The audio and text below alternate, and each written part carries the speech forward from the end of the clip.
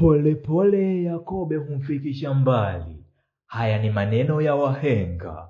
Hawakuishia hapo, waliongeza tena, haraka haraka haina baraka. Yote ilikuwa ni kuhakikisha kwamba kila kitu kinakwenda kwenye mpangilio wake kwa namna yoyote ile.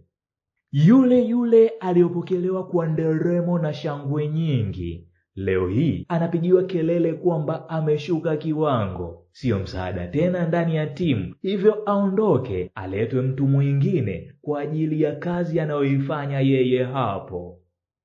Sio mwingine, ni Prince Dube, wengi wanapenda kumuita mwana wa mfalme, mshambuliaji namba 1 ndani ya kikosi cha Yanga, ambao ni mabingwa watetezi wa ligi kuu Tanzania bara.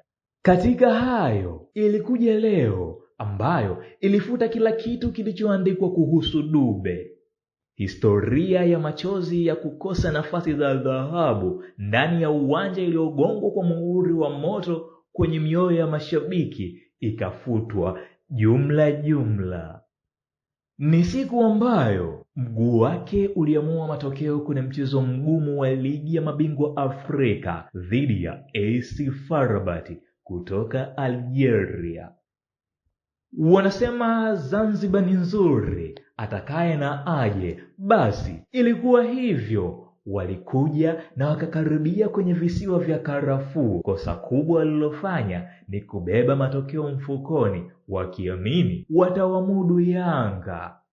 Wakati sahihi ule uliokuwa ukisubiriwa ulipofika, Dube hakufanya ajizi tena. Pasi ya maelekezo kutoka kwa Mudathir Yahya ilipokelewa kwa utulivu na Dube, ambaye alijisemea moyoni mwake kishujaa, hili si wakosi.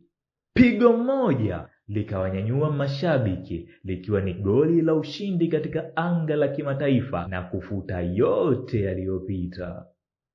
Zile habari kwamba Dube amechuja, Dube aondoke, atuachie timu yetu, zilibadilika ndani ya sekunde, ikawa ni habari ya jiwe walilolikataa waashi. Sasa limekuwa jiwe kuu la pembeni.